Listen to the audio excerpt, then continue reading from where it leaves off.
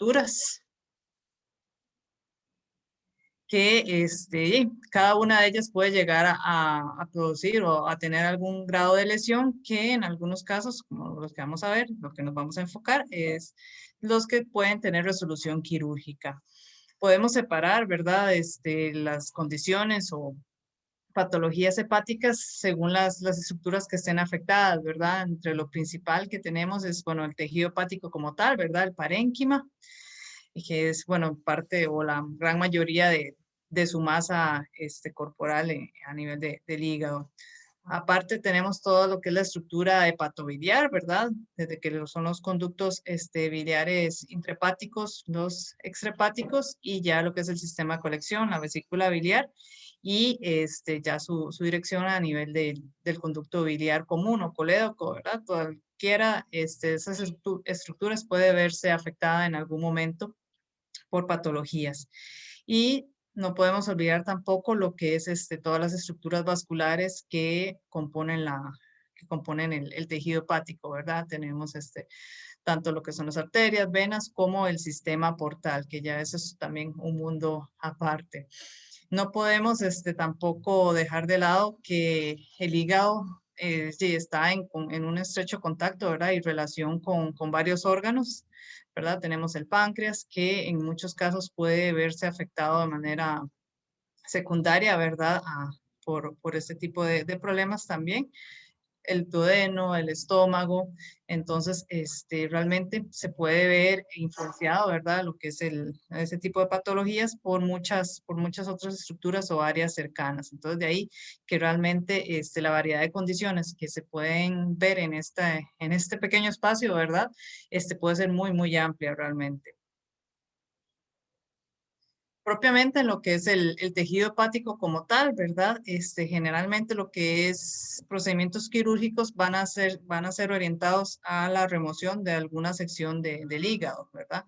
Ya lo que es una lobectomía tanto parcial, en la que solo se retira, ¿verdad? Alguna porción de lo que es este lóbulo hepático afectado o una lobectomía total. Incluso depende del sitio y de la lesión, ¿verdad? Es posible incluso retirar un par de lóbulos hepáticos. Eso depende de la cantidad de tejido a retirar.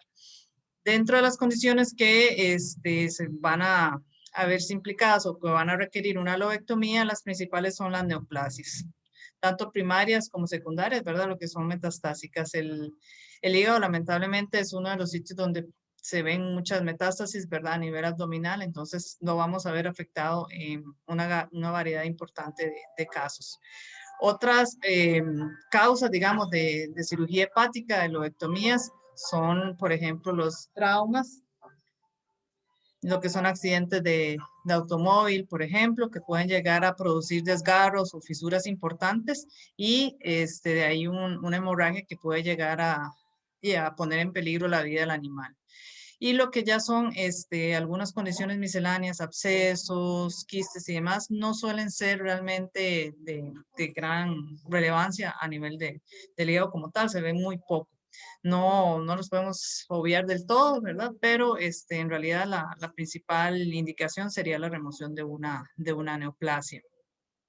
Lo que son los tumores a nivel del hígado, bueno, se pueden distribuir de diferente manera en su tejido y se separan digamos, en tres grandes tipos morfológicos. La principal o la que nos vamos a enfocar más en la parte quirúrgica es lo que son los tumores de forma masiva. Estos constituyen solo una masa de tejido, ¿verdad? El tumor está ubicado solo en un lóbulo. El tamaño es completamente variable, ¿verdad? Pueden ser bastante pequeñitos, de unos cuantos centímetros de diámetro e incluso y en algunos casos, ¿verdad? Podemos llegar a encontrar tumores de 10 centímetros o incluso más de diámetro. Pero su característica principal es que están ubicados solo en un lóbulo, es una masa solitaria. Tenemos también lo que es la forma nodular, en la cual estas neoplasias están distribuidas en varios lóbulos, ¿verdad? Son varios nodulitos. Y esa es una de las limitantes, ¿verdad? Que muchas veces están distribuidos de manera bastante aleatoria en el hígado y lamentablemente para la resección esto nos complica el cuadro, ¿verdad? Y en algunos casos puede llegar a impedirnos la remoción quirúrgica de los nódulos de los tumores. Y por último, lo que es la forma difusa, ¿verdad? Lo que es ya la infiltración tumoral, prácticamente en todos los lóbulos hepáticos. Eso pasa mucho con linfoma, incluso en algunos casos de mastocitoma, y ya se nos sale de las manos, por lo menos de lo que es el tratamiento quirúrgico, ¿verdad? No sería una opción porque en este caso prácticamente todo el tejido hepático está afectado, entonces no habría forma. Principalmente para la cirugía, los tumores de forma masiva son los que se recomienda o son la opción quirúrgica. Es un procedimiento bastante complicado en algunos casos, ¿verdad? Es un área incómoda para trabajar y lo que es las complicaciones intraoperatorias o incluso posoperatorias son bastante frecuentes en este tipo de procedimientos. De hecho, hay reportes de hasta un 28-29% de complicaciones en los animales intervenidos. Entre las complicaciones que se han visto, bueno, es la laceración traumática de la vena cava, que puede llegar a ser, aunque suena un poco complicado o tal vez no tan fácil de realizar, sí puede suceder con relativa frecuencia. Realmente, bueno, como ahora lo vamos a ver, algunas secciones del hígado son bastante cercanas a lo que es este tipo de estructuras vasculares y puede que la visualización no sea la mejor y es bastante común que se logre lesionar lo que es la vena cava. Hemorragia de todo tipo, ¿verdad? Puede ser desde leve a moderada. Es bastante común de verlo en estos procedimientos y también en algunos casos, depende de la disección que se haya realizado y demás, puede que comprometamos la irrigación del tejido hepático que quedó, ¿verdad? El restante, y en algunos casos puede que incluso necesitemos una segunda intervención si se necrosó alguna parte del hígado que lamentablemente dañamos la irrigación durante el procedimiento. Eso puede llegar a suceder también. Hace una pincelada rápida de la anatomía quirúrgica. En general, ¿verdad? Bueno, podemos decir el hígado en caninos y felinos, bueno, está dividido en 4 lóbulos, izquierdo, derecho, el cuadrado y el caudado. El izquierdo y el derecho está subdividido en lóbulo lateral y medial y lo que es el lóbulo caudado tiene el proceso caudado y el proceso papilar. Básicamente, digamos que esa sería la separación que lo tiene.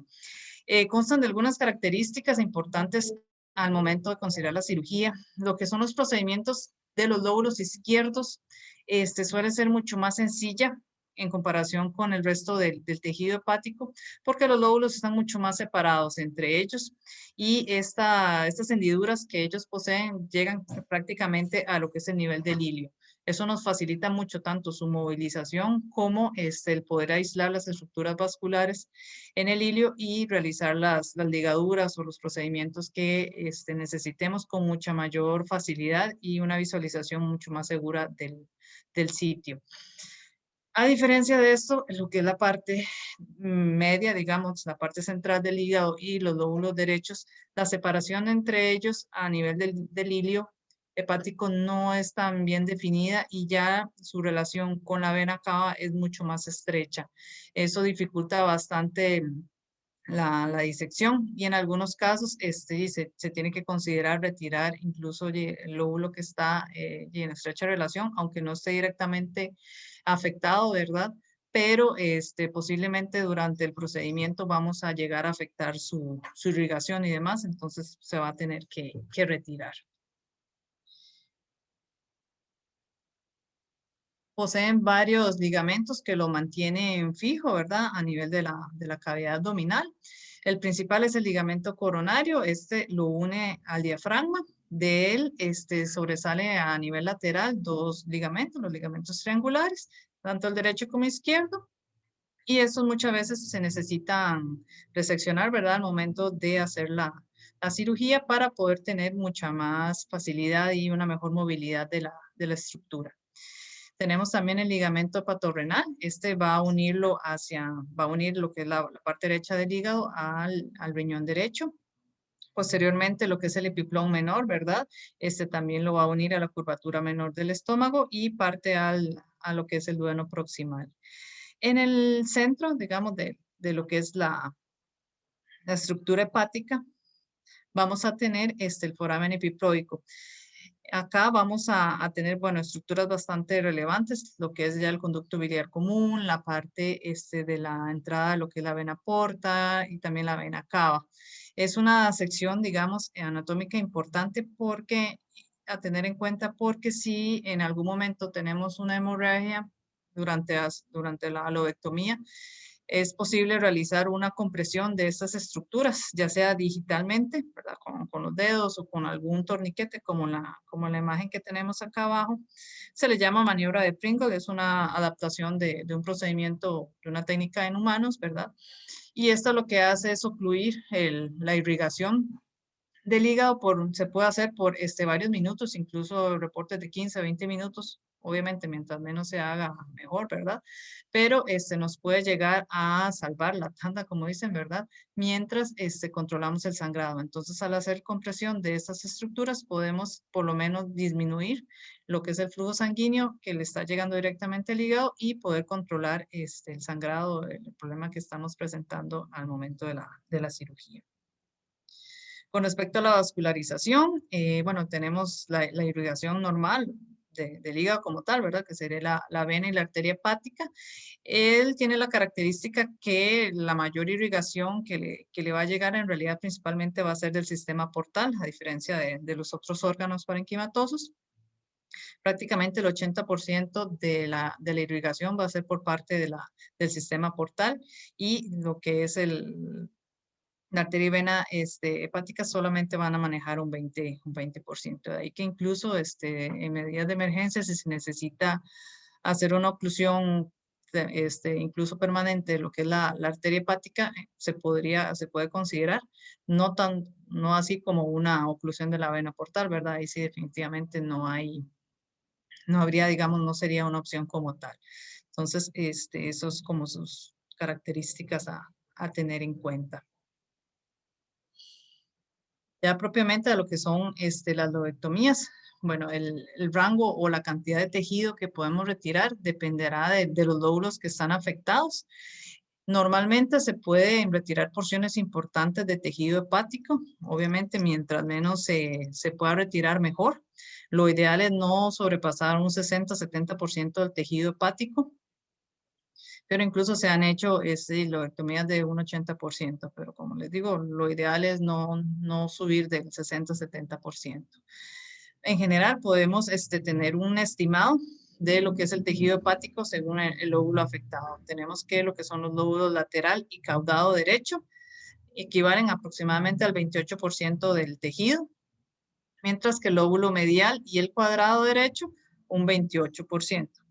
Como vimos en la parte izquierda es un poquito más grande, digamos, de lo que es el resto del tejido, y tanto el lóbulo lateral como el medial izquierdo equivalen más o menos al 44%, casi que la mitad del hígado está ubicado en estos dos lóbulos. Entonces eso es importante tener en cuenta al momento de planear el procedimiento, si es algo viable o no.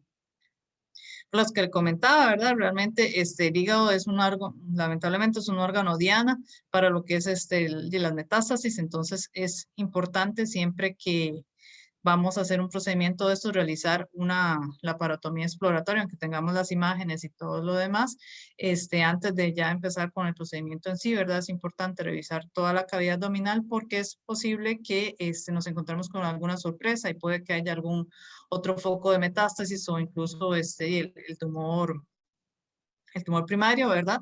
Y sea muy pequeño en alguna otra estructura y no lo hayamos logrado observar o determinar con los métodos de imágenes que tengamos a mano. Entonces siempre es importante realizar una evaluación de de toda la cavidad antes de ya de proceder con el procedimiento como tal.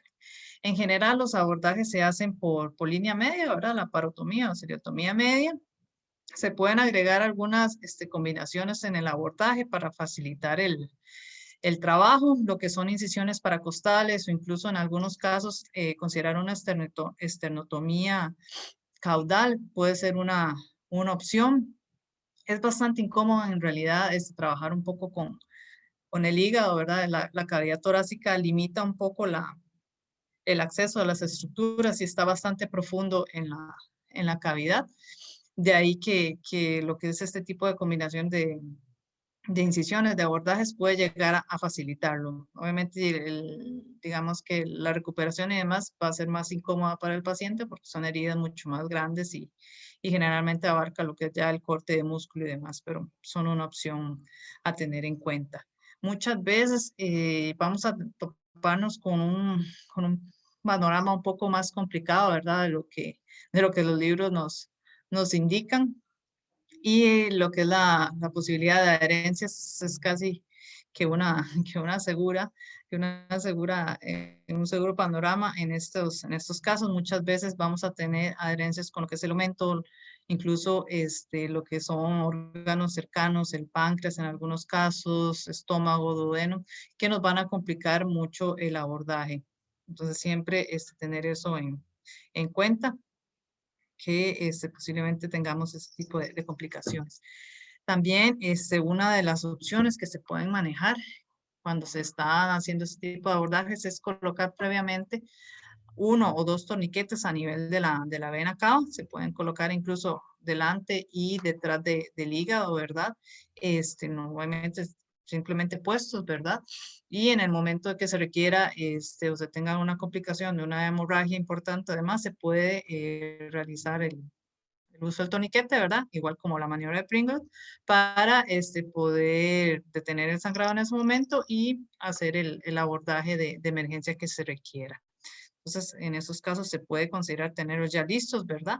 Para hacer la oclusión en el momento que se requiera. Con respecto a las técnicas quirúrgicas para la lobectomía, en realidad se pueden utilizar varias opciones.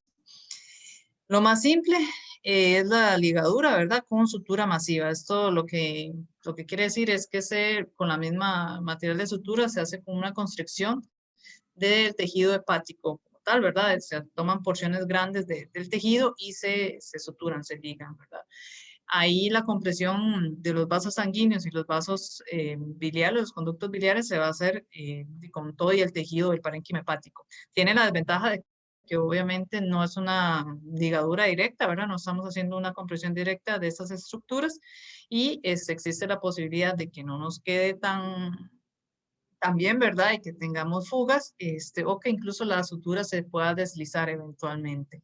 Por ello, se recomienda, bueno, para hacerlo en animales que sean pequeños, ¿verdad? Perritos pequeños, en gatos es una buena opción. Cuando se hacen lobectomías parciales, que están lejos del ilio, se pueden hacer bastante bien con este tipo de técnicas. Y también lo ideal es de no confiarse, ¿verdad? Y por lo menos utilizar ligadura doble en estos casos. La imagen que está acá es de lo que es la ligadura masiva, ligadura en guillotina, también lo pueden encontrar con esa forma. Y básicamente las ligaduras van a ir apretando, ¿verdad? Constriñendo lo que es el tejido hepático con todas las estructuras que esto conlleva. Es bastante laborioso, ¿verdad? Puede llevarse su tiempo. En este caso es una sección bastante pequeña de hígado, lo que se está retirando, prácticamente una biopsia, pero lo mismo se puede aplicar un poco más caudal digamos, del sitio. Existe también la opción de hacer una disección un poquito más específica, ¿verdad? De las estructuras sanguíneas del hígado y hacer la ligadura directa. Esa, bueno, obviamente es mucho más seguro que la ligadura masiva. Es más útil o se usa con mayor frecuencia cuando son lobectomías totales, cuando se está trabajando prácticamente en el hilio del hígado, ¿verdad? Entonces ahí sí con mucho cuidado se van separando eh, las estructuras principales, pues, arterias y venas y demás, y se van ligando directamente con una porción de tejido hepático muy pequeñito. Eso igual tiene sus complicaciones, digamos que el sitio es un poco difícil para trabajar en algunos casos y si estamos haciendo un abordaje de los lóbulos derechos puede que se nos complique mucho más, como les comentaba, porque todo el tejido ahí está muy cercano y las divisiones entre los vasos y los diferentes lóbulos no es tan clara. Entonces, sí puede llegar a ser un poco más difícil hacer ese tipo de procedimiento. Otras opciones es el uso de algún equipo, algún dispositivo para sellado de lo que es el tejido como tal. En lo que es la cirugía hepática, el uso de grapadoras en realidad tiene bastante auge. De hecho, es, bueno, por lo menos de los que actualmente se recomienda. Si es posible tener el acceso a ese tipo de equipo, sería lo ideal. Generalmente se utilizan lo que son grapas toracoabdominales y de estructura lineal, como la que viene acá en la imagen. Esta, bueno, de hecho es reutilizable. Y lo que se intercambia meramente son los cartuchos. Generalmente tienen varias filas de grapas, igual el grosor y demás, hay varias opciones. Y estas básicamente van a hacer lo mismo que las suturas en masa que estamos realizando, ¿verdad? Van a construir ese tejido hepático, como se ve en la imagen.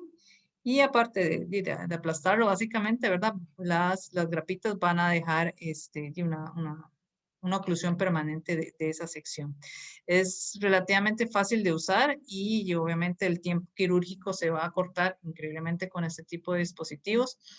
Bueno, aparte la parte no tan bonita, ¿verdad? Las desventajas, podemos mencionar que, bueno, obviamente el coste es más elevado. No en todos los casos nos pueden servir. Realmente, si es una masa hepática muy grande, puede que ni siquiera nos quepa, ¿verdad? La grapadora como tal.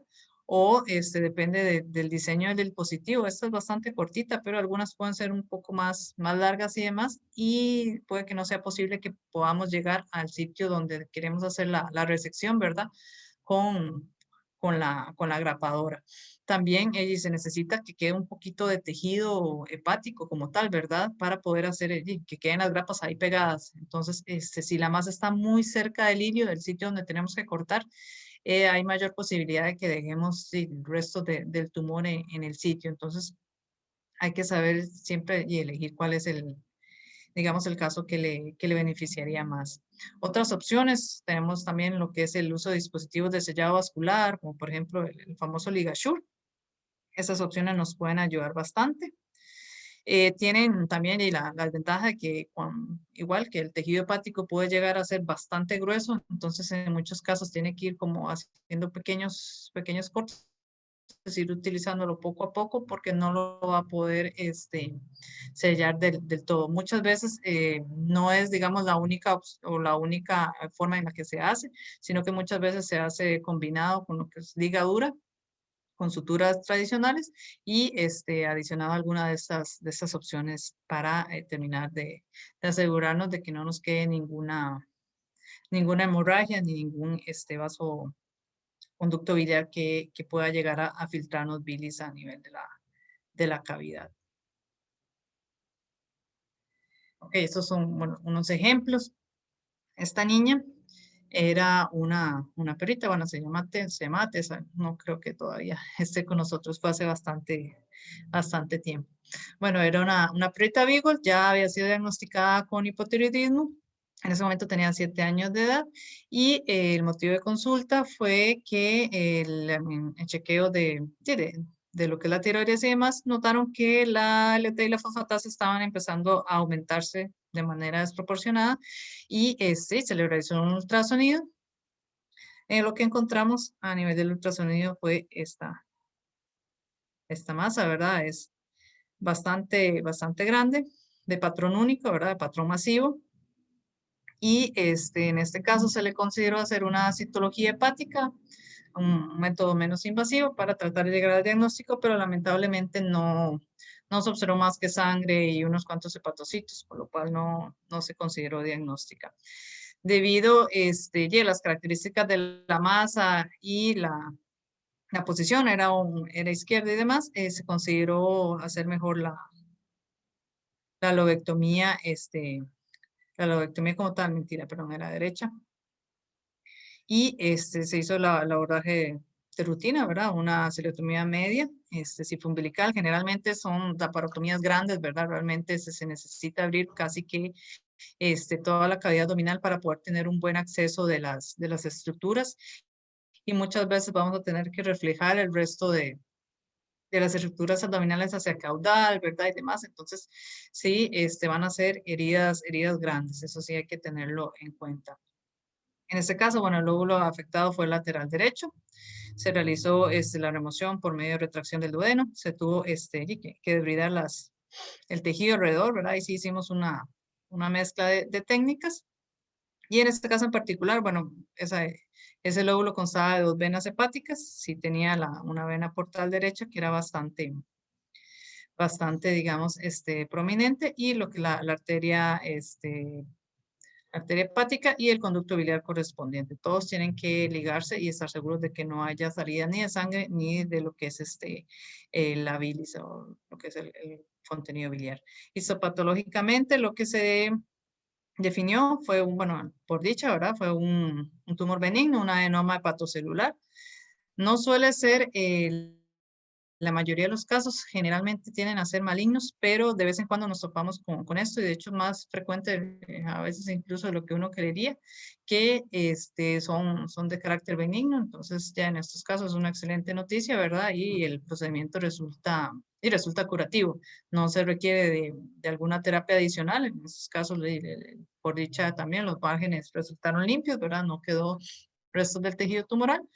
Entonces, se puede considerar un procedimiento curativo en estos casos. De hecho, curiosamente tiene a parecer que muchos son silenciosos, ¿verdad? Al momento de crecer, muchas veces son incidentales, en este caso meramente por buscar la causa de este aumento de enzimas hepáticas, y a veces cuando se llega al diagnóstico, los tumores ya han crecido bastante, ahora son incluso, yo he tenido casos de que incluso son mayores a 10 centímetros el diámetro, ¿verdad? Entonces, pueden ser un poco impresionantes y demás, pero afortunadamente no es un parámetro a tomar en cuenta si es benigno o maligno, lo que es el tamaño y demás. Entonces, por dicha, y nos topamos a veces con esas sorpresas, y aunque se vea muy feo y demás, el resultado es mucho más positivo. Bueno, es otro ejemplo. Este fue una perrita, un cruce, una SRD de 12 años, y tienen que creerme, todo esto es el lóbulo hepático afectado. Realmente ya había perdido la estructura normal como tal, ¿verdad? Prácticamente parecen unas burbujas ahí, súper extraño.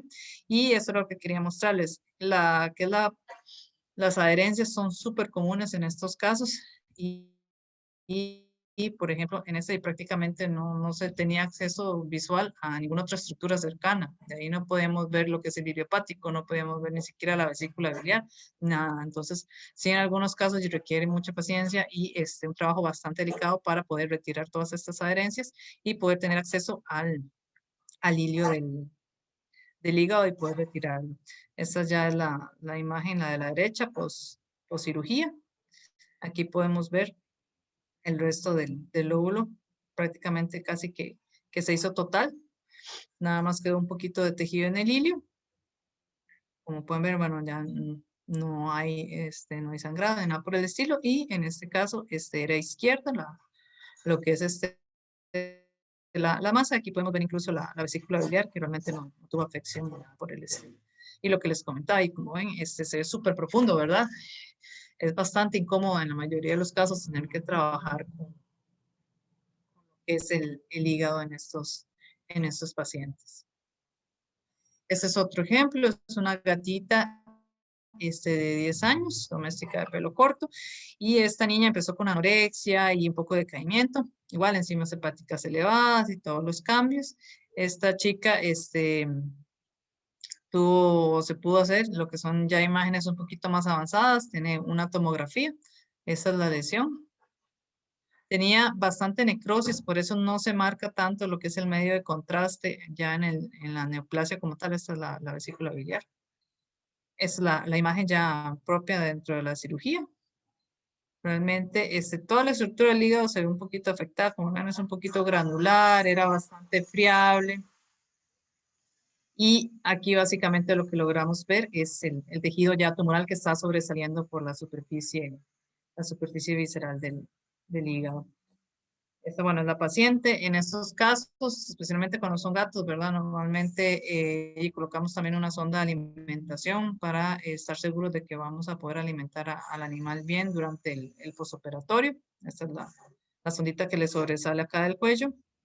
Y esta ya es la imagen, digamos, del lóbulo hepático reseccionado. Incluso aquí podemos ver que había otro pequeño nódulo. Lo ideal siempre es realizar todas las imágenes que se pueda. Si se puede realizar un TAC sería lo ideal en estos casos. No es 100% seguro de que aún con todas las imágenes, incluso con tomografía, podamos definir antes de entrar a la cirugía si es removible o no. En algunos casos, las relaciones entre el tejido, entre el tumor, perdón, y el resto del parénquima hepático puede ser un poco confusa, incluso con imágenes tan avanzadas como el TAC. Y hay casos en los que ya dentro de la cirugía es donde realmente se define si es resecable o no. Eso es algo a tener en cuenta. Los tumores hepáticos son un poco traicioneros desde ese punto de vista. Entonces, siempre hay que tener eso en cuenta al momento de planear si se va a hacer el procedimiento y tener la comunicación con el propietario, ¿verdad? Con los encargados del animal, que esa lamentablemente es una posibilidad de que determinemos durante el procedimiento como tal que no es resecable el tumor o si encontramos ya alguna otra alteración, ¿verdad? Durante la laparotomía. Entonces, siempre tener eso en cuenta. Otras alteraciones que podemos observar son las que se producen a nivel biliar. Estas muchas veces cursan o las que vamos a tratar realmente son las que están en lo que son las vías extrahepáticas. Ya lo que son obstrucciones a nivel intrahepático, ahora los conductos biliares intrahepáticos realmente no cursan con una patología importante y no suelen ser de tratamiento quirúrgico. Pero ya propiamente lo que son las vías biliares mayores y la vesícula biliar, esas sí pueden llegar a tener varias condiciones. Lo más común que suceda es que haya algún grado de obstrucción, puede ser parcial o total de lo que es el flujo de bilis en esas estructuras. La obstrucción se podría o se puede separar en lo que son causas extraluminales o intraluminales. Causas extraluminales, cualquier cosa que oprima, ¿verdad? Por fuera lo que es la estructura biliar, ¿no? Alguna masa en el páncreas, una pancreatitis, perfectamente una inflamación es simplemente del páncreas, puede llegar a ocluirnos la salida de la bilis a nivel conducto biliar. Inflamación del duodeno, lo que son enteritis, enfermedad intestinal inflamatoria, perfectamente también lo puede llegar a producir. Masas a nivel del píloro, una malposición de las vías biliares. Es relativamente común también que en hernias diafragmáticas parte del hígado pueda desplazarse a la cavidad torácica y tengamos secundario a eso una compresión de lo que son las vías biliares. También lo podemos ver. Y causas intraluminales, generalmente vamos a ver cálculos. También lo que es un aumento en la densidad del contenido de la bilis, ¿verdad? Lo que es los mucoceles, principalmente en perritos, es bastante común. En lo que es la sintomatología, bueno, puede ser muy variada. Lo que son obstrucciones parciales, generalmente cursan asintomáticas o con síntomas muy leves de malestar abdominal, ahí que puede pasar de vez en cuando. Ya lo que son obstrucciones totales, sí vamos a tener es una sintomatología mucho más severa. En algunos casos, bueno, la ictericia es bastante notoria. Pueden que cursen también con esas acólicas, ¿verdad? Esas de coloración blanca, ya que no está pudiendo darse el ciclo total de la bilis, ¿verdad? Y ella es parte de las cosas que le da color a las heces. Entonces, posiblemente van a tener heces mucho más blanquecinas o incluso blancas, ¿verdad? Realmente. También el vómito y la diarrea es un signo común en estos animales y el malestar general es bastante marcado con ellos. A nivel de laboratorio, todo lo que son signos inflamatorios, ¿verdad? Desviación a la izquierda, lo que es el leucograma. Podemos tener, bueno, aumento de lo que son las enzimas hepáticas. También lo que son las bilirrubinas, a nivel de la orina, posiblemente lo vamos a notar primero, ¿verdad? Es donde la bilis se va a manifestar primero que en la sangre, incluso en las mucosas, como se ve en esta imagen, ¿verdad? Las membranas mucosas un poquillo amarillas. Y ya lo que es el diagnóstico como tal, lo vamos a realizar con lo que son imágenes. A nivel de radiografía, realmente la sensibilidad es bastante baja. No podemos utilizar para darnos una idea de la localización de los cálculos. Y lo que estamos sospechando es de una litiasis, ¿verdad? A nivel del hígado. que es, podemos, bueno, verla como por ejemplo en esta imagen. Todos estos son piedritas a nivel de las vías biliares. No todos los cálculos van a ser radiopacos, de hecho una gran cantidad están hechos a base de colesterol y tienden a ser bastante radiolúcidos. Entonces la radiografía de ahí no es que se utilice mucho en estos casos. Lo que es el ultrasonido sí es una herramienta bastante importante, ¿verdad? En estos casos y generalmente nos brinda, si no el diagnóstico definitivo, por lo menos una sospecha importante. Ahí podemos observar lo que son los conductos biliares y poder seguir incluso el colédoco hasta su salida a nivel del duodeno, ¿verdad? Y podemos llegar a observar la dilatación de los conductos biliares, en algunos casos la obstrucción como tal, ¿verdad? En esta imagen lo que podemos ver es un lito, ¿verdad? Un cálculo a este nivel también. Y posiblemente si seguimos el resto del tracto biliar, vamos a encontrar varios. Y ya lo que son imágenes avanzadas como la tomografía, también si es posible, nos van a dar una imagen mucho más avanzada, ¿verdad? Más profunda de estas estructuras e incluso la identificación tal vez de alguna otra alteración que pueda estar relacionada. Entonces, generalmente en estos casos el ultrasonido y el TAC son los que se van a utilizar con mayor frecuencia. ¿Qué procedimientos se hacen acá? Bueno, en realidad vamos a tener que trabajar en muchos casos en la vesícula biliar y en lo que son el colédoco principalmente. Lamentablemente este tipo de enfermedades tienen a manejar mortalidades relativamente altas. Se ha visto que incluso son 63% los animales afectados por problemas patobiliares pueden llegar a fallecer, a pesar de todos los avances que se tienen en esta línea. Requieren de un cuidado intensivo realmente a nivel tanto de estabilización, ¿verdad? Prequirúrgico como posquirúrgico. Entonces son animales que hay que estar encima realmente porque pueden llegar a complicarse bastante rápido. Entre los procedimientos que normalmente se realizan a nivel de la vesícula biliar, lo principal es su remoción. Realmente la colecistectomía es prácticamente lo que se recomienda hacer a nivel de la vesícula biliar. Su abertura y cierre, ¿verdad? La colecistotomía no se recomienda. Realmente los chances de que el sitio de sutura, digamos, que hagamos cicatriz de manera inadecuada y tengamos fuga de bilis o incluso necrosis de una sección de la vesícula es muy, muy alto.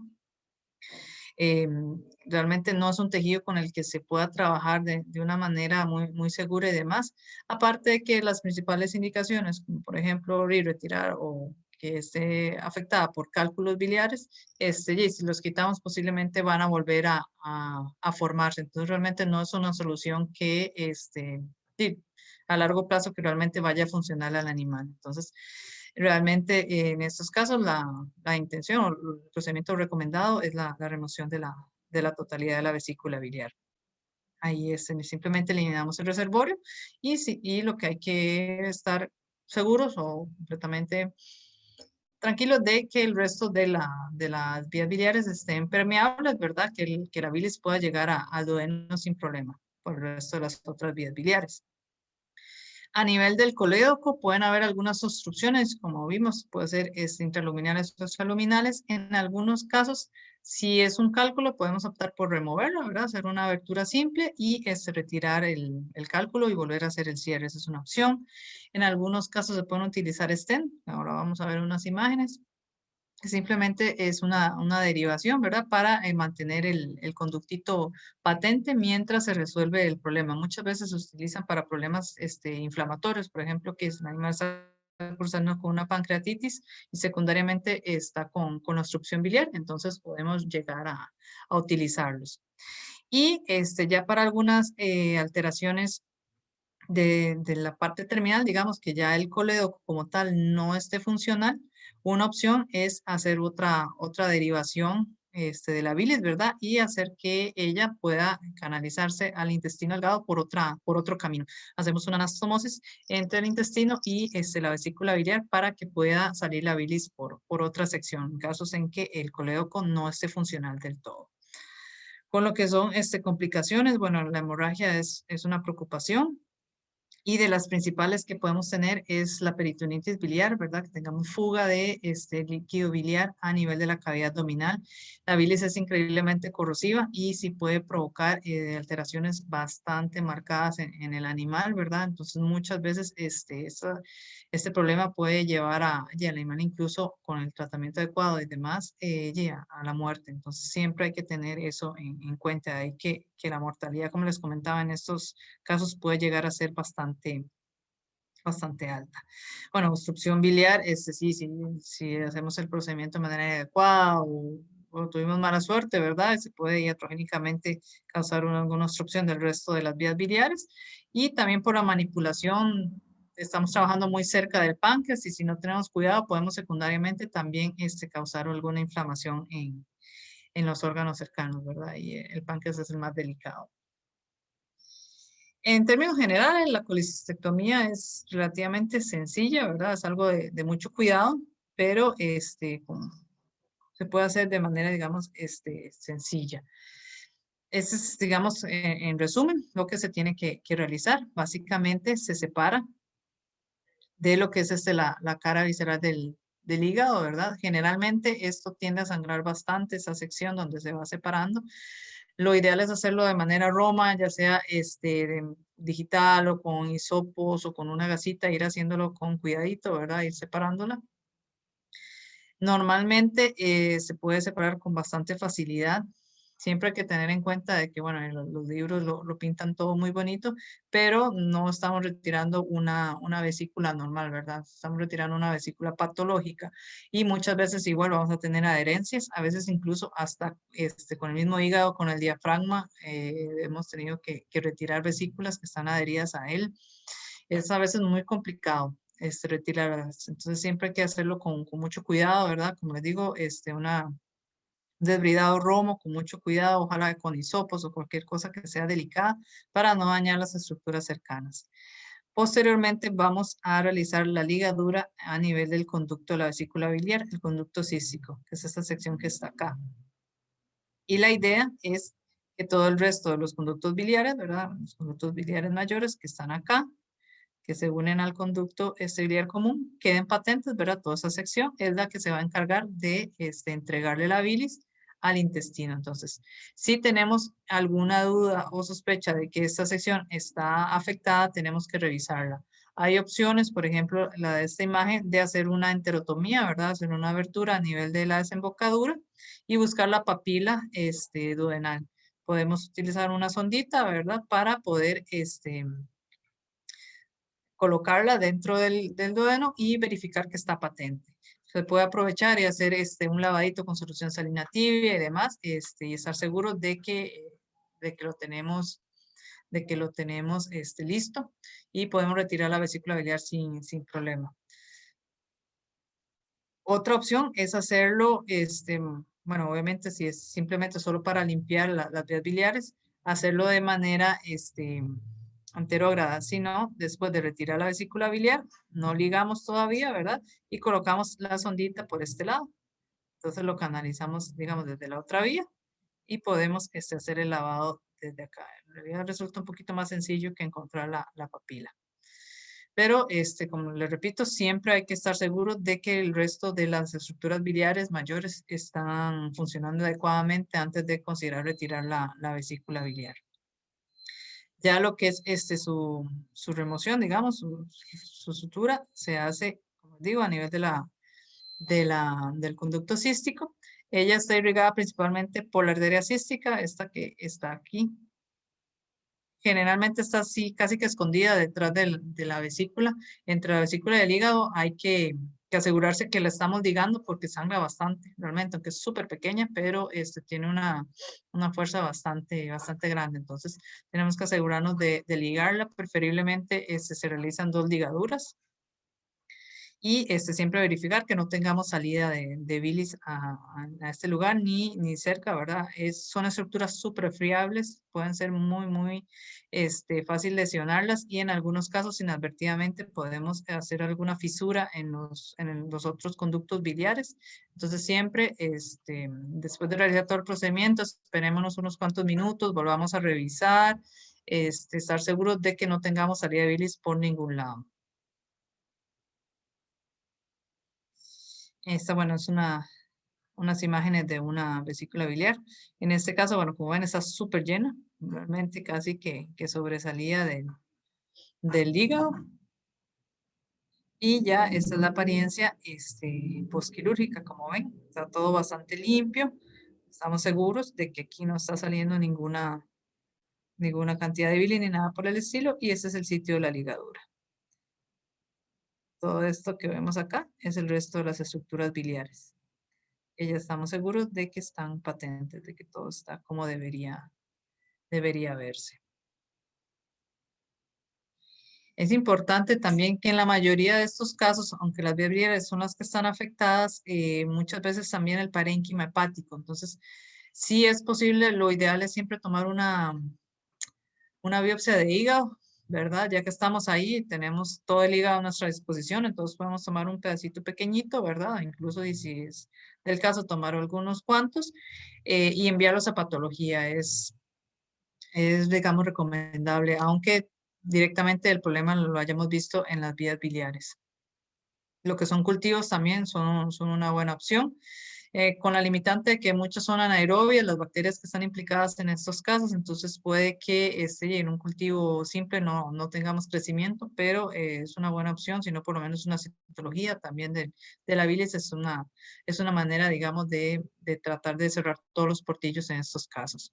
Esos, bueno, son algunos ejemplos de vesículas que hemos retirado. Algunas veces y son puras piedras, como en este caso, ¿verdad? Una gran cantidad. No suelen ser muy sólidas, incluso a veces con solo el tacto las podemos romper.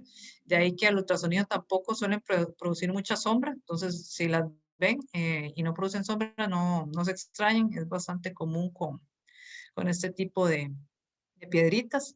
Ya lo que son mucoceles, ¿verdad? Estas formaciones de material mucoide a nivel de la vesícula biliar pueden llegar a ser tan densas como en este caso, ¿verdad? Acá, bueno, de hecho podemos ver el conducto cístico completamente dilatado, ¿verdad? Súper grande. Y básicamente aquí no había bilis, era una gelatina lo que el animal tenía por bilis.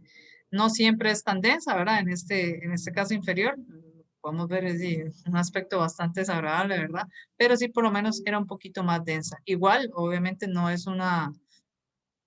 digamos, bilis normal y esto obviamente no va a estar drenando adecuadamente y predispone al animal incluso a que en algunos casos se haya ruptura, ¿verdad? De lo que es la pared de la vesícula y tengamos ya una peritonitis focal, que obviamente va a ser mucho más complicado de reparar si no lo hacemos antes, digamos, antes de que se nos pase la inflamación y la ruptura. Ese, bueno, es un ejemplo en el cual ya habían signos a nivel del ultrasonido de ruptura. No siempre las rupturas biliares, bueno, la vesícula biliar son tan dramáticas. Muchas veces el organismo las logra focalizar solamente en el sitio alrededor. También ayuda a que la mayoría de estos casos la bilis no es tan líquida, ¿verdad? Como vieron, la mayoría ya se hace como un gel, entonces no se desplaza tanto por la cavidad. Sí le produce mucha sintomatología al animal, obviamente es un proceso doloroso, incómodo y que y si hay bacterias implicadas en el proceso, una peritonitis séptica, obviamente de un peor pronóstico, ¿verdad? Y todos los cuidados del caso. Pero puede que en algunos animales como en solo veamos signos locales de la peritonitis, ¿verdad? Un aumento de la densidad a nivel de la grasa, ¿verdad? Tenemos signos de esteatitis, hay líquido libre, podemos ver aquí la difusión cerca de la vesícula, que nos hacen sospechar de que ya hay o hubo cierta salida de material. En este caso en específico también se encontró una masita en un lóbulo hepático, ¿verdad? Entonces de una vez se aprovechó y se hizo la resección.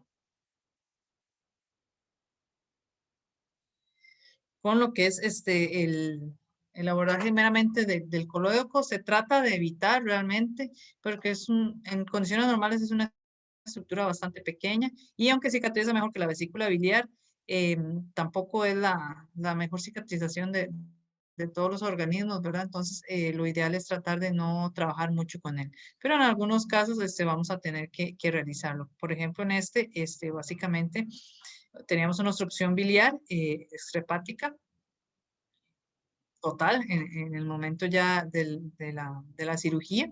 Ya el animal estaba cursando con una ictericia importante, tenía dolor abdominal y me había cursado también unas semanas anteriores con vómito. A nivel del ultrasonido podemos observar una dilatación muy grande de lo que son los conductos biliares mayores y se logró llegar al sitio, digamos, al colédoco donde estaba la piedrita. Era un único lito que era el que estaba causando la obstrucción. Era de un tamaño bastante grande, entonces y, lamentablemente lo estaba obstruyendo. En estos casos, la posibilidad de que hayan bacterias implicadas es bastante alta, ¿verdad? Lo que son infecciones ascendentes, es muy común que sean digamos, lo que causó el problema en la mayoría de las alteraciones hepatobiliares. Entonces, el iniciar con antibióticos desde antes del procedimiento es lo recomendado. Pueden cursar con algunos problemas de coagulación, ¿verdad? La bilis también trabaja, tiene su papel con lo que es el ciclo de la vitamina K. Entonces, también es considerado o recomendado utilizar algunas dosis de vitamina K antes y después del procedimiento de manera preventiva. Y ya posteriormente, dado los hallazgos, se consideró que lo más probable, lo que íbamos a requerir era una abertura del colédoco, una coledocotomía. Y eso, de hecho, fue lo que se realizó acá. Bueno, realmente es un poquito, como ven, es bastante complicado trabajar en esta área, pero lo que se logra observar es la dilatación de los conductos biliares. Normalmente son súper pequeñitos, ¿verdad? Y en este caso, a pesar de que era un French Poodle, estaban bastante marcados. Y este era el culpable. Este era el calculito. Bueno, aquí se me rompió un toquecito cuando lo agarré. Pero lo pudimos retirar por completo. Igual en estos casos, por la misma abertura, se coloca una sondita para verificar que el resto de las vías biliares estén patentes, ¿verdad? Tenemos que estar completamente seguros, máximo que estamos haciendo una abertura, ¿verdad? Que todo el resto está patente y va a seguir saliendo la bilis sin ningún problema. Lo que es la sutura, generalmente puntos simples o algún material de un calibre bastante pequeño, ¿verdad? Que no nos cause mucho problema. Generalmente se utiliza material absorbible tipo polidioxanona, pero también se ha descrito utilizar nylon o polipropileno, igual de calibre pequeño, en esos casos de cirugía biliar. Y acá ya sería un acercamiento del sitio de la cirugía. Acá se me pueden ver un poquito los puntitos, ¿verdad? Son bastante pequeños y el largo de la incisión como tal.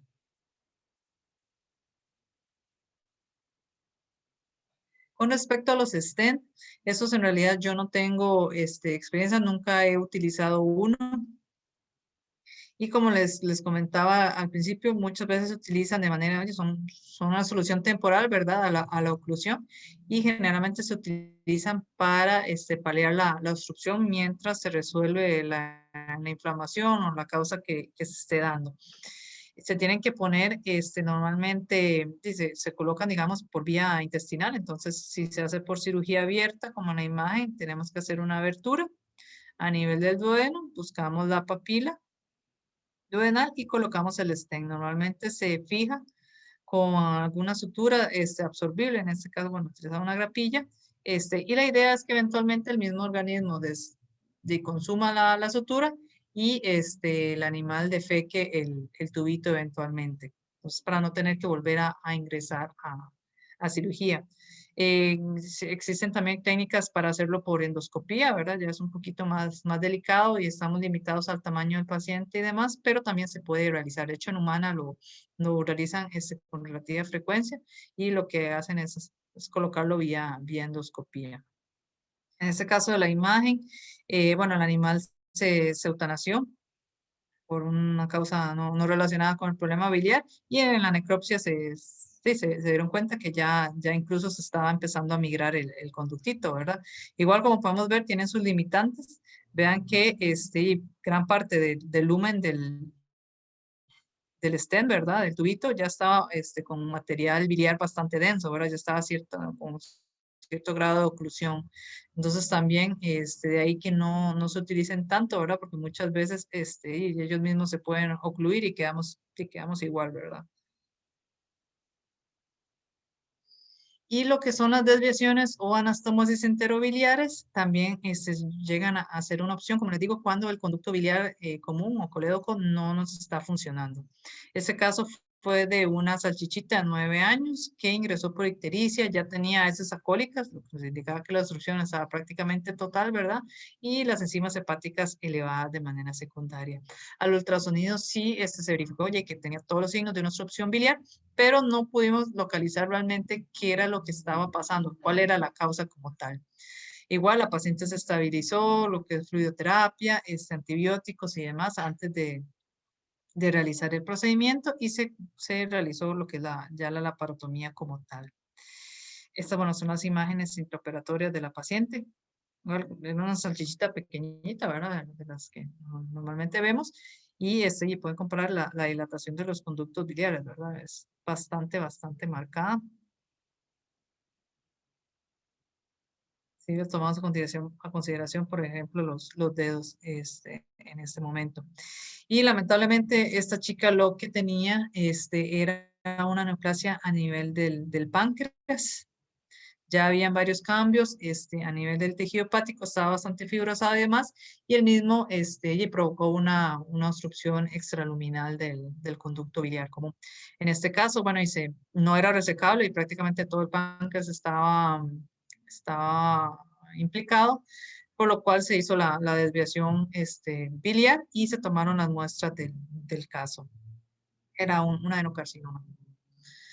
Ese es el procedimiento que se realizó. Entonces, básicamente lo que vamos a hacer es una abertura a nivel de la vesícula biliar para que la bilis pueda llegar al intestino. Hay varias opciones. Podemos utilizar lo que es el intestino, la parte del yeyuno o el duodeno. Lo ideal es hacerlo, oye, lo más fisiológico posible, que sería prácticamente en el duodeno. Tiene las limitantes de que es la parte menos móvil, ¿verdad? Y a veces es un poco difícil de realizarlo exactamente en el duodeno, por lo cual el uso del yeyuno es una opción viable. Esa fue, de hecho, la primera desviación biliar que hice y opté por la yejunostomía. Actualmente y ya prácticamente todo el resto las he hecho de duodeno y con un poquito de cuidado además se puede hacer bastante bien. Entonces, con cuidado podemos optar tal vez mejor por utilizar el duodeno para que sea lo más fisiológico posible y no tengamos problemas de reflujo, de diarreas y demás que se pueden dar si la bilis empieza a salir muy caudal en el tracto digestivo. Básicamente se utilizan 2 capas de tejido, ¿verdad? Para asegurarnos un sello total del área, ¿verdad? De la anastomosis y que no tengamos filtrado del material de la bilis, ¿verdad? O del contenido alimentario hacia la cavidad. Entonces, bueno, normalmente se utiliza igual una sutura de un calibre bastante pequeño, un 5.0, 6.0 en algunos casos. Ya posteriormente de hacer una capa, ¿verdad? Una cara, se hacen las aberturas correspondientes que tengan igual longitud y se anastomosan. Se va haciendo la segunda capa de sutura de lo que es la pared ya propiamente de la abertura de la vesícula con el intestino. Hacemos a un lado y al otro, ¿verdad? Ya quedan así totalmente una sobre otra, ¿verdad? Y posteriormente la capa externa, la última capa. Es un poco raro, así con los diagramas, ¿verdad? Más que todo, como para que tengan una idea, pero sí con los dibujos es ahí como medio raro. Básicamente lo que vamos a hacer es, como les digo, una doble sutura y una abertura entre ambas. Esas, bueno, son las imágenes de la cirugía como tal. Como igual es un poquito incómodo, aunque estemos trabajando con el yeyuno en este caso. Y aquí podemos ver ya la unión. Esta es la vesícula biliar. Esta es la sección del intestino donde está la unión. Aquí ya podemos ver la anastomosis. Y aquí ya estábamos empezando lo que es la segunda capa, ¿verdad? Que es meramente para darle un sellado más más seguro al procedimiento. Ese es otro caso. Esta fue una gatita persa, hace unos años tal vez.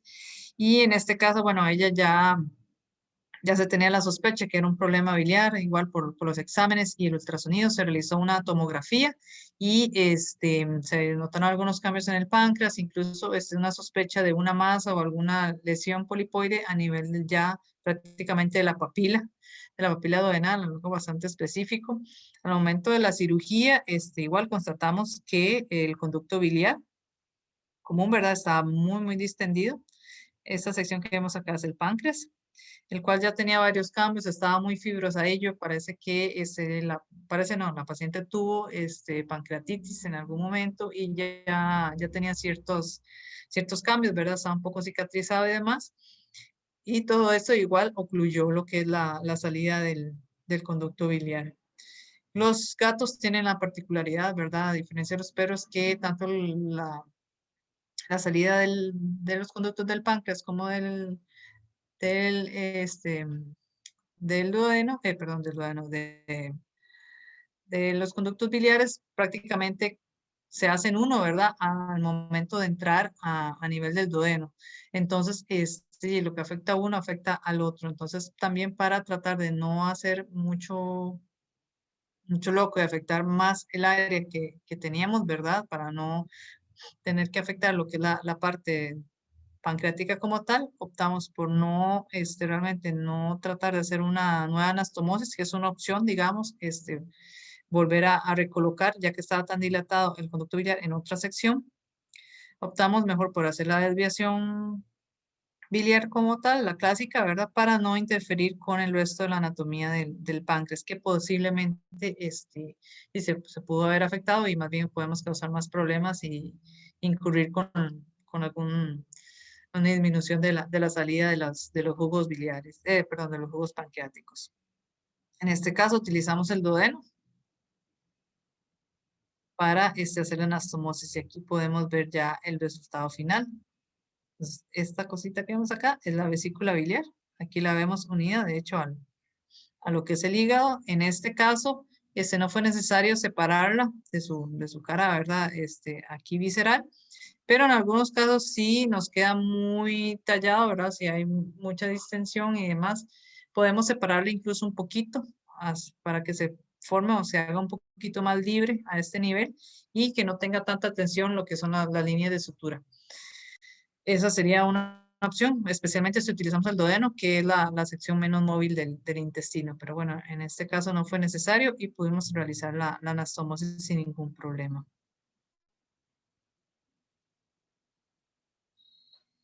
Y ya para terminar, vamos a hablar un poquito de lo que son las anomalías a nivel vascular del hígado.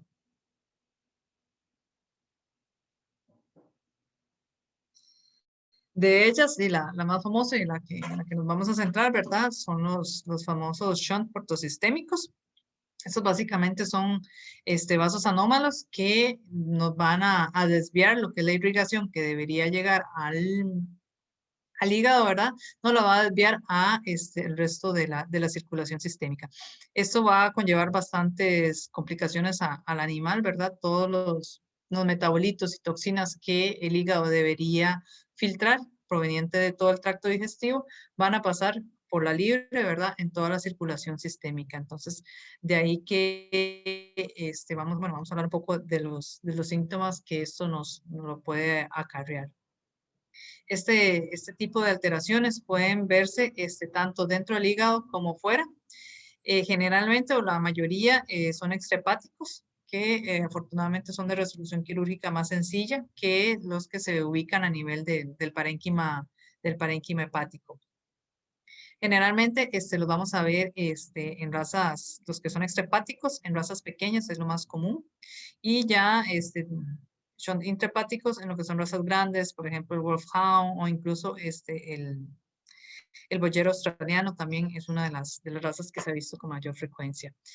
Lo que son los shunts en general pueden ser congénitos o adquiridos. Estos que estamos hablando, los que son ortosistémicos, extrahepáticos y más, lo más común es que sean congénitos, ¿verdad? Sea una alteración de ya de nacimiento, pero lo que son shunt adquiridos se pueden ver en algunas condiciones secundarias, algunas condiciones hepáticas, ya eventos de cirrosis, ¿verdad? Animales con una hepatitis crónica pueden llegar a formar lo que son shunts, adquiridos con el tiempo, que obviamente los vamos a ver ya en animales, diré, generalmente de una edad más avanzada y son o suelen ser, son mucho más pequeños, ¿verdad? Y muchas veces son una cantidad bastante importante, ¿verdad? Es una red de vasos sanguíneos anómalos.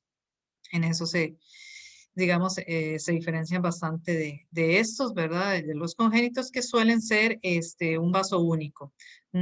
Hay algunos animales que puede que tengan dos, ¿verdad? Y demás, pero lo normal o lo general es que sea solo un vaso el que está anormal, el que está haciendo la conexión anormal. Dentro de las razas predispuestas tenemos el Yorkie, el Schnauzer, los perritos de raza Pug, ¿verdad? Que también son bastante populares acá. Y ya lo que son razas grandes, bueno, como les comentaba, lo que es el boyero, también el Golden Retriever, lo podemos ver, pero generalmente, y lo vamos a, y por estadística lo vamos a ver en razas pequeñas con mayor frecuencia. El maltés también se puede ver sobre representado en estos casos. ¿Qué podemos ver en estos animales?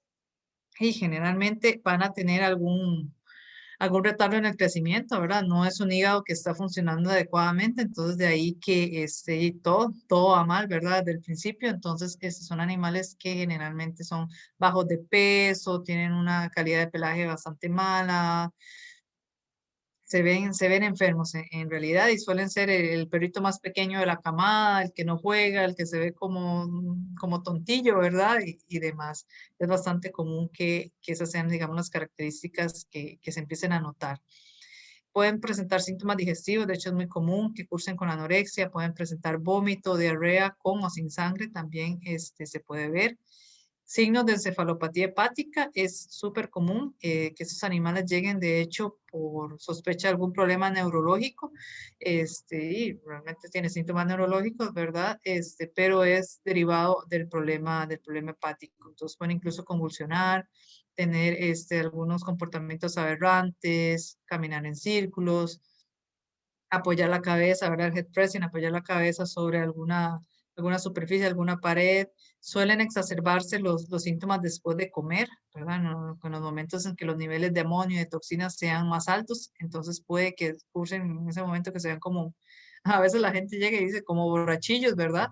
Sí se ven y están intoxicados realmente, ¿verdad? Entonces esa es la sintomatología que lo podemos ver. También lo que son los problemas urinarios, específicamente calculitos y en edades súper tempranas, ¿verdad? Estamos hablando de animales de meses que lleguen con obstrucción urinaria. Es bastante común que sea uno de los motivos de consulta. Puede verse acompañado de algunas otras anormalidades congénitas, ¿verdad? Que sean animales con criptorquidia, que tengan un dedito de más. De este tipo de cambios es bastante común que estén acompañados. También en algunos casos, ya se han sometido a algún procedimiento, algún accidente, cualquier cosa, son animales que obviamente no van a metabolizar los medicamentos de una manera normal, entonces suelen tener despertares súper lentos a nivel de la anestesia y demás, entonces puede ser alguna de las señales de alarma. Y propiamente en lo que son los gatos se ha notado cierto cambio en el iris, que generalmente cambian a color cobre, curiosamente, pero no se ha reportado en lo que son perros. Esta imagen de acá, de hecho, es uno de los pacientes que el año pasado operamos de Sean, y esa es la imagen de cómo ingresó al momento de la consulta, ¿verdad? O sea, es evidente que el animal no le está pasando bien, ¿verdad? Que hay algún problema de fondo. Era más igual, súper pequeñito, súper delgado, no quería jugar, estaba deprimido. Y es la apariencia típica de estos animalitos. Con lo que son los hallazgos a nivel de laboratorio, es muy común que veamos anemias microcíticas, hipocrómicas, es relativamente común con ellos, niveles bajos de albúmina, el BUN y el colesterol también suelen estar disminuidos, ¿verdad? A ver, qué es de esperar en una función hepática alterada. A nivel del urianálisis, lo que son los cristales de biurato de amonio, esta es una imagen de cristalitos de biurato de amonio, son bastante vacilones. Son muy característicos de este tipo de problemas, casi que patognomónicos, entonces es importante tenerlos en cuenta. Pueden cursar también con infecciones urinarias, hay que tener eso en cuenta. La densidad urinaria también suele ser muy baja en estos animales. Lo que son las enzimas hepáticas en realidad es muy variado. Hay animales que llegan con enzimas hepáticas completamente normales. Eso no es una directriz y realmente es más que todo un problema de función, ¿verdad? De función hepática. Entonces de ahí que no siempre las enzimas hepáticas se van a ver alteradas. Si tienen aumentos, generalmente son aumentos leves. Y ya pruebas un poco más específicas de funcionalidad, como lo que son los ácidos biliares y también las pruebas de amonio, nos pueden dar una idea un poquito más clara de que ese sea el diagnóstico más probable. Generalmente van a estar elevadas ambas mediciones. Y ya lo que es la confirmación, va a ser por la visualización del shunt. En general, igual hay muchas formas de llegar al diagnóstico. Lo más sencillo, ¿verdad? En la mayoría de los lugares tenemos acceso a lo que es la ecografía. En la mayoría de ellos vamos a poder llegar a observarlo, sino por lo menos tener algunas guías que nos hagan sospechar de su presencia. Van a cruzar con hígados generalmente muy pequeños, la vasculatura portal a nivel del parénquima a veces es inexistente, casi que no vamos a lograr ver los vasitos portales, ¿verdad? Que tiene sentido si no le está llegando sangre por vía portal al hígado. Generalmente tienen riñones más grandes del promedio, digamos. Podemos ver los calculitos a nivel urinario que nos hagan sospechar. Si es extrahepático, muchas veces vamos a lograr hacer mediciones de lo que es la vena porta y la vena cava y bueno, hay varias relaciones y demás que se pueden manejar que nos hacen sospechar de la presencia del shunt y obviamente su visualización directa como la de la imagen acá, ahí ya no hay quite, ¿verdad? Que ahí está el problema. Otra opción es utilizar lo que es el medio de contraste con radiografía, ¿verdad? Lo que son las portografías. Estas tienen la desventaja de que tiene que hacerse bajo anestesia, hay que exponer un asa de intestino, canalizarla y pasar el medio de contraste, hacer las imágenes. También se puede utilizar lo que es la irrigación esplénica, pero igual hay que inyectar el medio de contraste y demás. Entonces, por ahí que la tomografía en realidad le ha ido ganando a la portografía clásica y hoy por hoy es, digamos, la prueba de elección para ya lo que es el diagnóstico de lo que son los shunt. Y obviamente tiene la ventaja de que no es tan invasiva, ¿verdad? Simplemente vamos a utilizar medio de contraste. El animal sí va a tener que anestesiarse, pero es un curso bastante corto. Y vamos a poder evaluar con mucha más seguridad toda la cavidad abdominal, estar seguros de que no haya alguna otra conexión por ahí, ¿verdad? Y podemos y realizar las mediciones y los cortes que sean necesarios. entonces, por ahí que y el TAC sí le va a ganar a todos. Otras opciones, bueno, que no tenemos en el país, por ejemplo, la scintigrafía nuclear también sería una herramienta que se puede considerar. Con respecto al tratamiento, tenemos tanto médico como quirúrgico, normalmente se combinan. Si es posible, el cierre, ¿verdad? De este conducto, ¿verdad? Es lo ideal. Tenemos que obliterarlo para poder canalizar la sangre hacia el hígado y que éste pueda llevar sus funciones normales. Eso es lo ideal. En algunos casos, si no es posible, se puede considerar lo que es la terapia médica, que esta generalmente lo que busca es disminuir la sintomatología de encefalopatía, ¿verdad? Y tratar de reducir un poquito el avance de la enfermedad y básicamente el animal le va a terminar con una cirrosis a largo plazo. Generalmente se utiliza para reducir los niveles de amonio y ese tipo de signos neurológicos. El uso de lactulosa y algunos antibióticos, por ejemplo, el metronidazol es de los que generalmente se utilizan con mayor frecuencia. Cambios en la dieta, lo que es el uso de dietas hepáticas, suele recomendarse bastante con estos animales.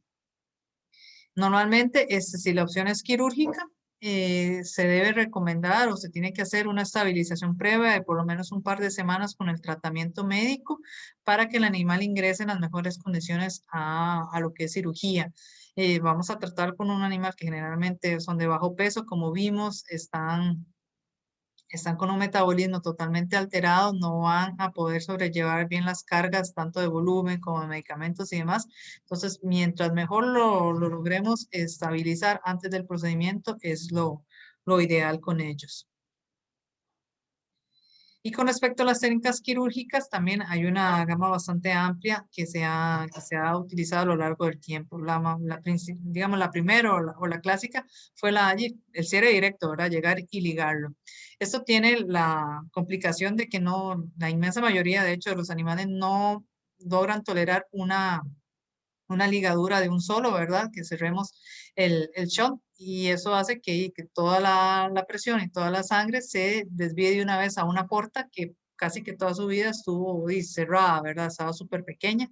Entonces puede conllevar a una hipertensión portal bastante grande y isquemia y daño a lo que son otras estructuras cercanas. Entonces no es algo que se recomiende y lo ideal es ir haciendo la oclusión lo más gradual posible. En estos términos, digamos, de oclusión gradual, hay varias opciones que se manejan. En general, se han utilizado implantes que vayan poco a poco, ¿verdad? Cerrando el vaso sanguíneo, dándole tiempo al organismo de que se pueda acomodar a estas nuevas condiciones. Entre ellos podemos mencionar lo que es el celofán, lo que son los dispositivos de ameroides, incluso algunos un poquito más nuevos, por ejemplo, los oclusores hidráulicos. Y ya para hacer oclusión intravascular, también tenemos algunas opciones ya por radiología intervencionista, ¿verdad? Por fluoroscopía, en el cual se van utilizando stent y algunos coils o dispositivos para hacer trombos, ¿verdad? Trombogénicos, se colocan dentro del vaso afectado, ¿verdad? Dentro del shunt, y esos mismos se van a ir ocluyendo poco a poco. Tiene la ventaja de que se puede realizar con mayor facilidad digamos, en animales que tengan shot intrahepático, ¿verdad? Que ahí sí se nos dificulta mucho las otras técnicas porque tenemos que llegar y separar el tejido hepático y buscar el shunt como tal, ¿verdad? Que eso no es nada sencillo. Lo que es la oclusión, perdón, intravascular con fluoroscopía, digamos, sería la técnica de elección cuando son intravasculares, perdón, intrahepáticos.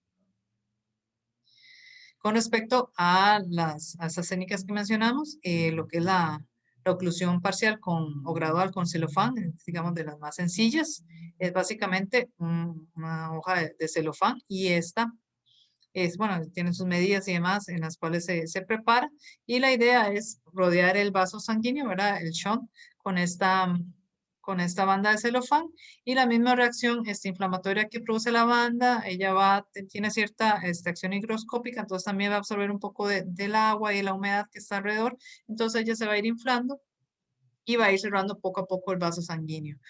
En realidad es bastante útil, digamos, tiene la ventaja de que obviamente es muy económico, pero la variación, digamos, en los tipos de celofán que se consiguen es bastante amplia. Entonces, de ahí que los resultados no son tan fiables o tan seguros, digamos, tan predecibles como con los otros dispositivos. Entonces, de ahí que los cierres parciales sean muy común que se den con estos dispositivos y tengamos que eventualmente volver a intervenir el animal para terminar la oclusión o colocar algún otro oclusor porque el cierre no se hizo totalmente. Entonces, de ahí que es la principal, digamos, desventaja del celofán.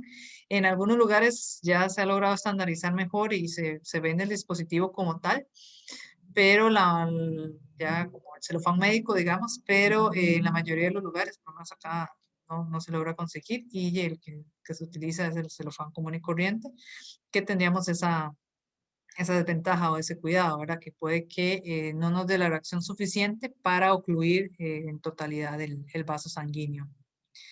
De ahí que el que se utiliza o tiene mayor seguridad sería el oclusor con ameroide, el oclusor ameroide, que es este que tenemos acá, ¿verdad? Es un dispositivo hecho realmente para esta patología.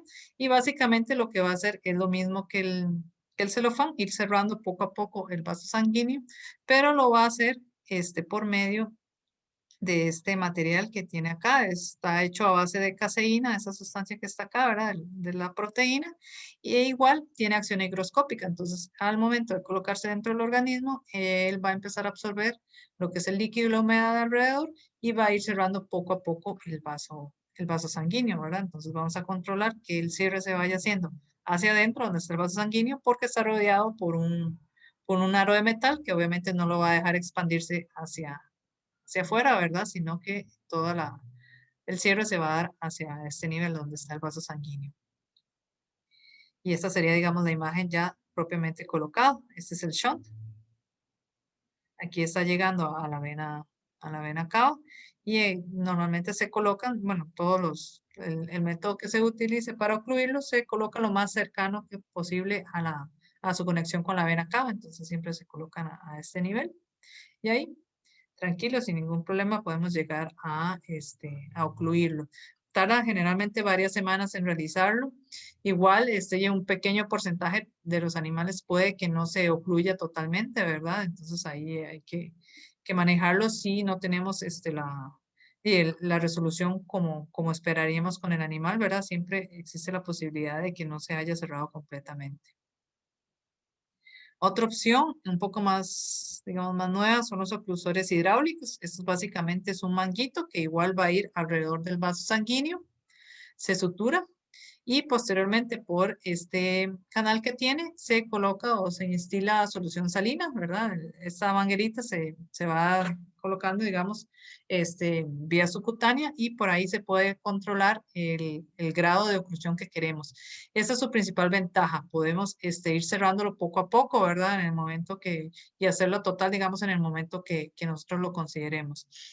Esa, digamos, sería su principal ventaja. Obviamente es un poquito más laborioso tener que estar realizándolo. Requiere seguimiento más extenso del paciente y demás, pero digamos, una de las opciones que se maneja también a este nivel. Eso, bueno, es un par de ejemplos.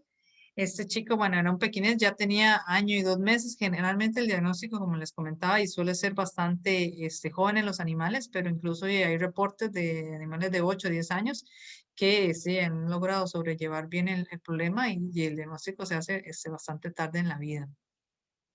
En este caso, bueno, tenía 1 año y 2 meses y ya se sospechaba del problema sistémico porque había tenido signos como de cefalopatía hepática y en lo que son las pruebas sanguíneas que le habían realizado ya tenía una amonemia bastante marcada y una LTL nuevamente aumentada.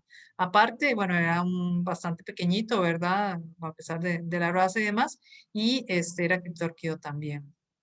Posteriormente, complementamos con lo que son ácidos biliares. Ambos estaban mayor a 30, los prepandriales y los postpandriales. Cursaba con hipoproteinemia y a nivel del ultrasonido también el hígado tenía todas las características del shunt.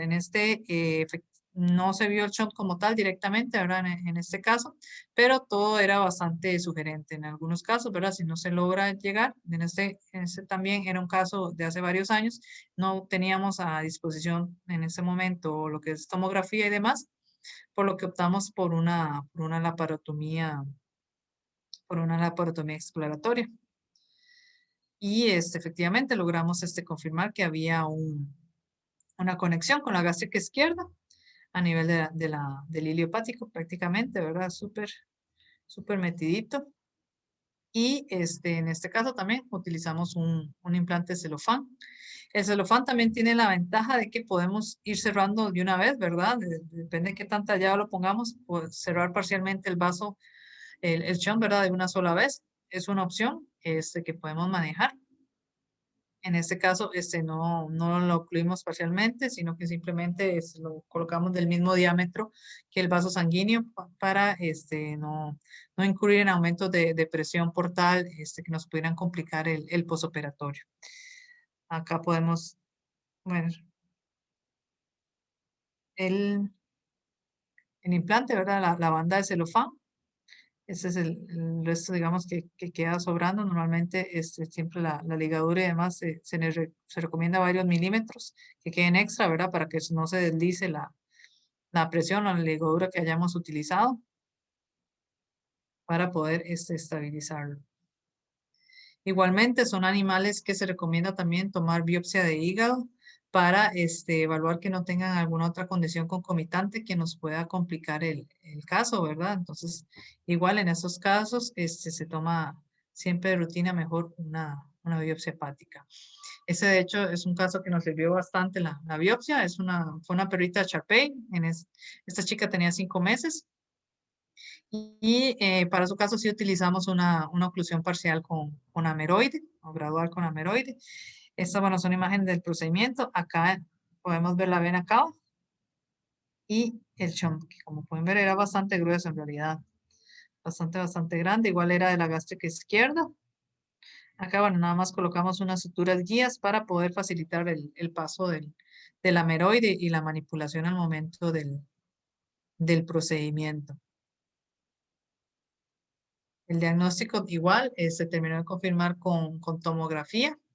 En este caso, ¿verdad? Ahí tiene la ventaja que podemos elegir con mayor seguridad el diámetro del ameroide y demás, porque ahí tenemos todas las medidas del shunt.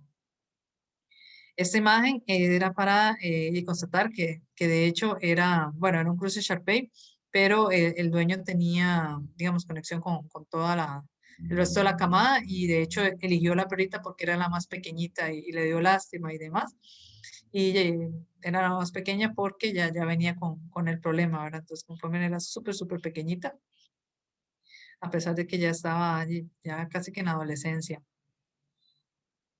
Ella, aparte del chón, a nivel del tejido hepático, sí se logró evidenciar cierto grado de displasia vascular. En algunos casos también se puede ver acompañado de alteraciones microscópicas a nivel de la irrigación portal. Y ella tenía así algunos cambios a nivel de las venitas portas ya microscópicas. Eso puede llegar a complicar porque obviamente la resolución de la sintomatología no va a ser tan marcada como con los otros casos, ¿verdad? Y de hecho, esta chica de vez en cuando requiere terapias otra vez con el medicamento, ahora con lactulosa, con metronidazol. Se ha considerado mejor mantenerla solo con la dieta hepática, porque de vez en cuando cursa otra vez con sintomatología de encefalopatía hepática, no tan marcada como al principio, y el resto de los signos sí mejoraron bastante. Bueno, ella estaba con cistitis, con sedimento por los cristales de vibrato, lo que es la mejoría en el peso y la actitud y demás, ya volvió a ser un cachorro normal, ella era también bastante apática, todo eso mejoró mucho, pero la parte de la displasia microvascular sí le cobra la factura de vez en cuando. Entonces, de hecho, el uso, digamos, de las biopsias también nos ayudan a esa manera, ¿verdad? Para poder saber qué esperar en estos pacientes, ¿verdad? Y poder darle un pronóstico un poco más acertado al propietario en estos casos. Eso era lo que les tenía preparado.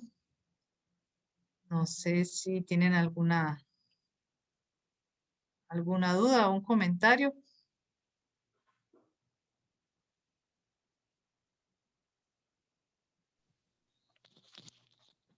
Muchas gracias. Si quieren hacer preguntas, abrimos el micrófono a la gente que quiera hacer alguna pregunta. Buenas noches. Buenas.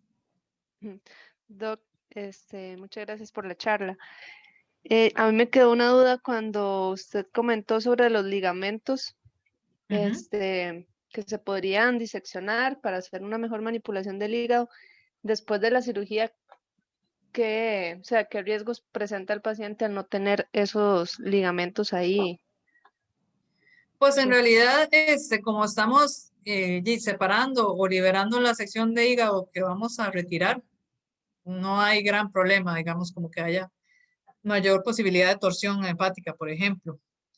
Entonces, sí, no, digamos, si retiramos el triangular derecho, vamos a retirar parte del tejido que lo sostenía, que era el que estaba dándole el cuidado. Entonces realmente no hay mayor riesgo de que tengamos torsión, digamos, del resto del tejido que dejamos ahí. Entonces no hay problema realmente. Ok, gracias. Y la otra pregunta era que si la colicistectoyeyunostomía tiene, tiene como la misma complicación que una colicistotomía, de que, no sé, las suturas o haya necrosis o que las suturas se Pues en suelten. realidad les va relativamente bien. Siempre y está reportado, ¿verdad? Que no haya una buena cicatrización y tengamos fuga o necrosis. Obviamente, y los pacientes que no tengan una superficie, digamos, de la pared de la vesícula, no estén en las mejores condiciones o ya haya ciertos signos de inflamación o esos que ya se ven casi que necrosadas, no va a ser un paciente para este tipo de procedimiento. En ese caso, y lamentablemente no sería una opción quirúrgica.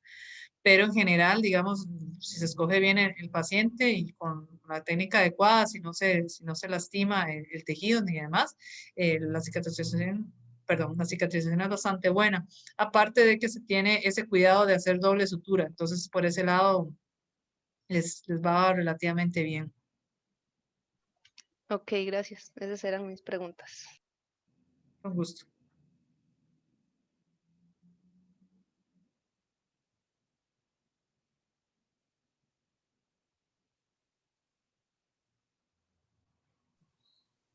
¿Alguna otra pregunta?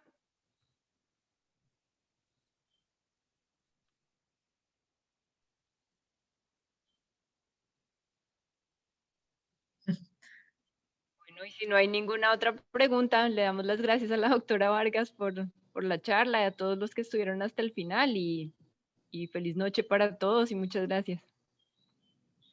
Feliz noche. Hasta luego. Gracias, hasta luego. Buenas noches, muchas gracias. Buenas noches.